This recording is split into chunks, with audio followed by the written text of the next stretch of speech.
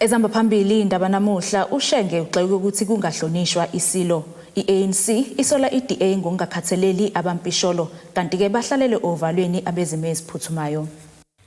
Lezi izindaba zo-1 KZN TV ifundelo samukeliso Nqulunga ngikubingelele mbukeli.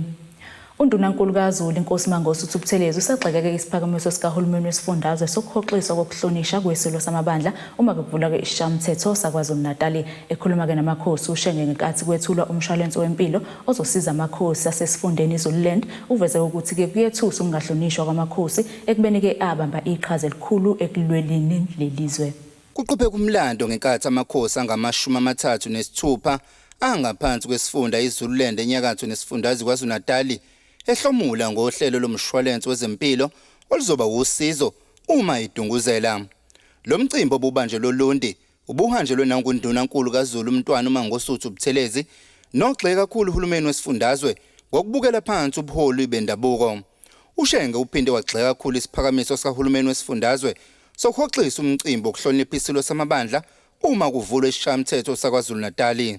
Ukhona ikomiti eGundlu ngosikhuluma nje ezama ethi manje kufanele kuphele lokho iconstitution ayivumi ukuthi ikhulekele isilo kodwa abantu phaqha bakhulekele abantu abamhlophe phaqha bathi akuphele lokho kodwa kuphele nokuthi isilo sinike usuku esivula ngale parliament kumosha imali kuyofanele ukuthi sikhulume ekuseni kuphela bese kutamba umkhulu undunankulu.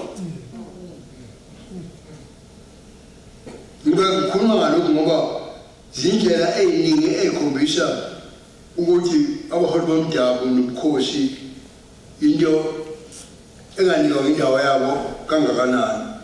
Amakhosi abeyingxenye lomcimbi azwakaliso okukhulu ukubonga nokujabula ngakwenzelwe umasipala wesifunda iZululand ngokuqhamuka nohlelo olufuze lolu kwazisa abakaze balithola ngaphambilini.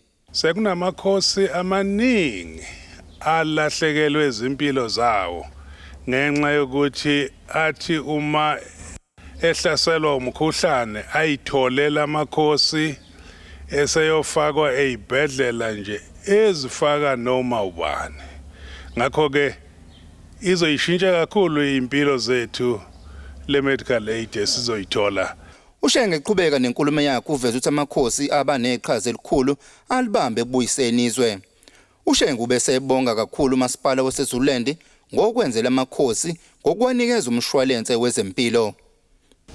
Lelizwe lwenzulu amakhosi lalula amakhosi lelizwe umzokwazi ngenthi wawumbili ngiyabona lo ka-1912 wobaba oholo babusembe kaKhongolose kulumzakalo nomkhulu wezipho ezaliwayo amakhosi ayiphambili. Lolu hlelo lungokokuqala ukuthi luqhutshwe ngumasipala kanti luzonika amakhosi ithuba lokuba athole usizo lwezempilo nakwizikhungo zezempilo ezizimele. Ezindabeni ze-1 KZN TV kubikuthi abantu maphumulo oLundi. Inhlangano ANC KwaZulu-Natal ithi ke umbhalo obhalwe kwizingqembe zokukhankasela ukhetho ze-DA ezibekwe endaweni yasePhoenix eke yabasematheni ke ngoNtulukazi emva kokubulawa kwabantu ngehluku ukhombisa ke ngokusobala ukuthi ayinandaba kangakanani nempilo yabantu abamnyama. Kuhlukane ke imbono yabantu ngalezi zingqembe ezibhalwe ukuthi ke iANC yanibiza ngabantu abacwasayo thina sinibiza ngamaqhawe ngemuva kwezinto ezenzeka ngesikhathi sezibhelu.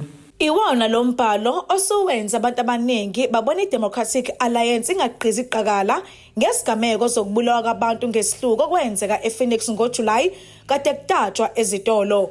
Kuzokhumuleka ukuthi kwashona abantu abawu-36 kulezi sigameko kwaboshwa bangaphezulu kwama-50 babekwa amacala ahlukene okubalwa phakathi nabokubulala. Ephawula ngalezi zingqwembe loyo okhulumela iANC KwaZulu-Natal uNhlakanipho Ntombela uzigxekile wathi iDA iziveza ngokusobala ukuthi ayinandaba nempilo yomuntu omnyama. Ukwenza kweDA kukhombisa ngokusobala ukuthi ayinendaba kangakanani nabantu abamnyama. Isebenzisa ukulahlekelwa impilo kwabantu abamnyama unxenxa ivoti labo mdabu baseNdiya.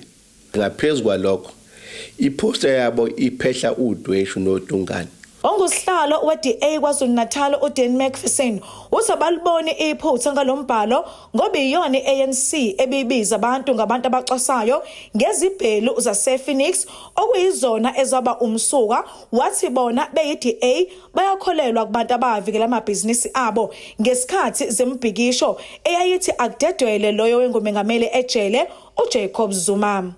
We don't believe that people who stepped in when law enforcement fell away during that week in KZN to protect their communities and to look after their loved ones are racist. We believe that they are heroes.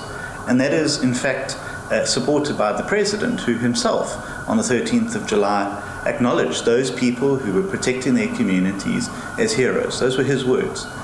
So now when we go and put it on a banner, all of a sudden, it's racist. UMcPherson uqhubeka ngokuthi ngeke bawasuse lezi zinqwembe ukunalokho bazowafaka itheku lonke. We're not going to remove them. We're going to put them in other parts of the city. As I said, they were both factually correct. Ngodeba Khosibisi, wesindaba se1KZN TV, ngibika ngiseThekwini. Izisebenzi zezimo eziphuthumayo zithi ke ihlalele uvalweni ngokuphepha kwazo uma zisemsebenzini njengoba zingazi noma zizobuya ziphephile yini ngenxa yokwanda kwezigameko zokuhlasela kwazo KwaZulu-Natal. Lokhu kulandela ke isigameko sokuhlasela kwezisebenzi zezimo eziphuthumayo ngamadoda ke angaziwa escorts maphakathi nesifundazwe nokuphetheke ngokuthi ke kudlule emhlabeni esisodwa kanti esinye kusabona ngokusa kuso esibhedlela. Bathukizanya abasebenzi bosizo lokuqala esifundazweni iKwaZulu-Natal. Lokhu kulandela isigameko sokuhlasela kubulawe ngesihluku abasebenzi balomkhakha endaweni yase-Escort ngesikhathi ke besemsebenzini. Omunye wabenza lo msebenzi ongathandanga ukudalulwa igama lakhe ngenxa yokusabela impilo yakhe uthi ke kabenemeneze njengoba benza konke okusemandleni ukusindisa ke izimpilo naphezulu kwezimo ezibucayi kepha ke bona qobo kabazizwa bephephile. Sibona singasekho safe emsebenzini. Asazi noma siphuma kulama base sizobuya yini. So siyacela ukuthi kube nendlela ezokwenzeka ukuthi ama ambulance escortwe amaphoyisa.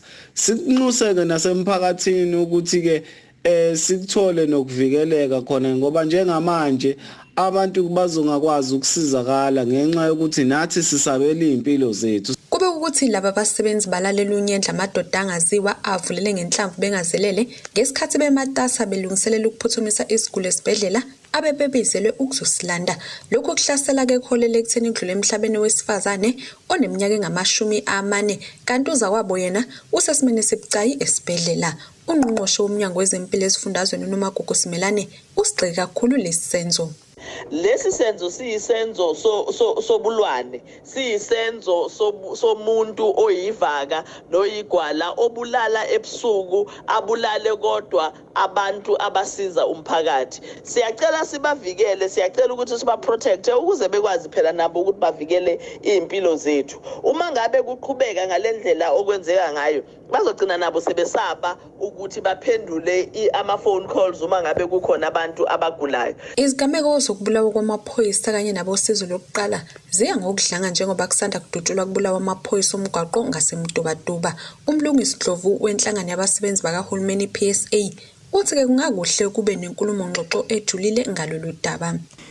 Ungqongqoshe wezokuthutha nokuphepha KwaZulu-Natal sinxusa nemeya emadolobheni ahlukahlukene ukuthi akube nengxoxo kube nenkulumo ezokhuluma ngokuphepha nje emphakathini ngoba ukhumbula ukuthi ukuhlaselwa kwama-paramedic noma kwamaphoyisa yinto eyenzekayo emphakathini. iKwaZulu-Natal iyaziwa ke njengeprovince enodlame kakhulu. Siyadinga ukuthi sibe nengxoxo kuze kube khona ukuphepha. Esidabeni ze1KZN TV kube kuntombi khona Mvubu ngibika ngiseThekwini.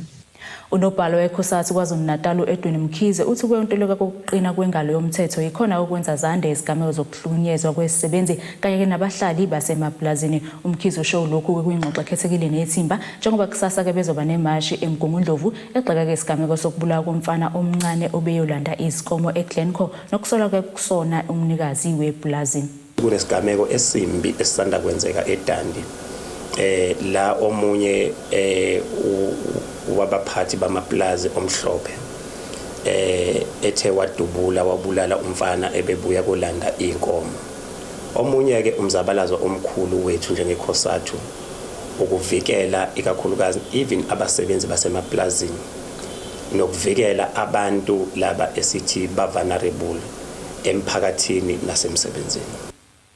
Umeya weTheku uMxolisi Khawunti usenxuse umphakathi ukubongayeki ukuya emtholampilo ukuyohlola ukuze kugweme ukungabi nolwazi ngezifo esithathelana ngokocansi ngenhloso yokunciphisa izibalo zabantu abashonayo ngenxa yezifo ezifana ne-HIV and AIDS. uKhawunta usho kanje emtholampilo eseKhathamena eMayville ke ngesikhathi kuqhubeka umkhankaso wokunxanxa umphakathi ukuba ke uhlolele lezi zifo nokuthi ke asebethelelekile baqinisekise ukuthi badla imishanguzo yabo ukuzigcina bephilile. Seziqalile ukuhambela emphakathi izikhulu zikamasipala waseThekwini ngenhloso yokuqoquzela ukuzivikela uphinde uqwashise ngezifo ezithathelana ngokocansi. Lokhu lo masipala ukwenza ukwendlalela inkomfa enkulukazi ezobanjela edolobheni iTheku okuzobe kuzoqashisa kuphinde kufundiswe kabanzi abantu ngazo lezi zifo. Ekhuluma kade lehambela umphakathi waseMayville umeya weTheku uMxolisi Khawunta uthi ziningi izinhlelo abanazo ezithinta abantu nezifundisa ukushintsha izimpilo zabo ngaphansi kwesiqibulo esithi behavioral change. Kunama campaigns amaningi esiwenzayo njenge-AIDS Council lapha eThekwini sibambisene neprovince. Amanye lama campaigns akhulumisa kakhulu abantu abasha ngoba ibona vulnerable ukubonakala izinga lokunyuka kwezibalo. Abantu abaneminyaka ewu15 kuya ku24 ama-infections HIV and AIDS agxile ngakubona kakhulu. So ngakho ama-programs ethu they are targeted abhekele bona. uKhawunta uthi ngeke bakwazi kodwa ukwenza lo msebenzi bebodwa kodwa nabantu nabo kuzomele bazazi izimo ngezimpilo zabo ngokuthi bazihlole baphinde bathathe imishanguzo ngendlela efanele. Target yethu ukuthi isibalo sabantu efanele bezazi ukuthi banalo inegciwane noma banalo isibalo sabantu efanele bekwazi ukuthola imedication ukwenza ukuthi bekwazi bethola prep abanye ozokwazi ukusizakala ukuthi noma kuthi usenale lingamngeni igciwane esemusha. uKhawunta bese ephinde ekhuza umkhuba abantu besilisa asebekhulile ababasebudlelaleni nezingane ezincane wathi lokho kuzomele bazi ukuthi kudicelela phansi ikusasa lentsha. Sifuna abantu abasha bephile amathuba omsebenzi fanele bewathole amathuba omnotho fanele bewathole kodwa uma singabhekana nalezi zimo zokushintsha indlela ekubehave ngayo nathi thina amadoda siye kuba amablesser ngoba masiba amablesser yithi esikhubaza inqubekela phambili ezingane ezincane zigcine ngasafinyelelanga la ifuna ukuphokophelela khona ngenxa ukuthi sibafaka izifo senza konke okunye okungafanele ngabe kuyenzeka emphakathini.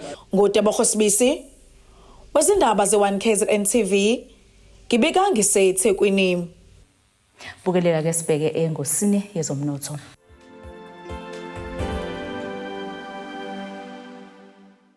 Irandi lu-15.10 emaqhathaniswa nedola laseMelika libe u-20.55 emaqhathaniswa nopondo waseBrithani libe u-17.48 emaqhathaniswa ne-euro yase-Europe. Igolide lona libe $1,752.7 ounce kuthi uwolo ngahluziwe wona ube $82.56 umphongolo.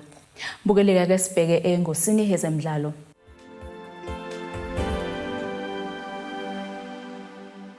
Iqembu leBlack Leopards kulindele ukuba limemezele ngokusemthethweni ke lokho ozakhele igama ngokuhlonza kabadlali kuMamelodi Sundowns uFloyd Mogale njengomqeqeshi walo omusha. Leli qembu kwelisalokho libhekene nobunzima njengoba ke lisanqobeke kuphela umdlalo owodwa weGlade Africa Championship kanti ke kumanje lihlezi ke endaweni ye-14 kuleague. Ngokwemithombo ke ngaphakathi kuleli qembu kuvela ukuthi ke lihlela ukuqasha kwabegijima kuOrlando Pirates uBenson Mhlongo ukuqinisa ke ithimba lalo labaqeqeshi nokulapho ke ezosebenza khona njengomsizi kamqeqeshi.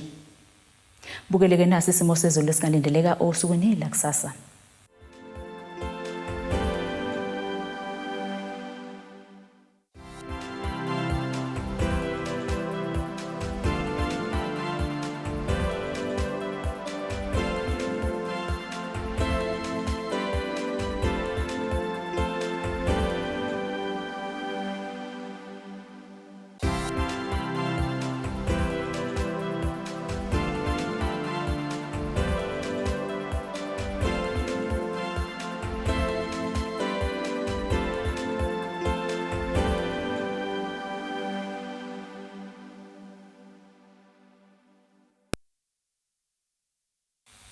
Bukeleke ilezi besikuphathele zona osukwini namhlanje mina nawe sihlangane kusasa futhi ngasisikhathi esifanayo ngingifisela ubusuku obuhle.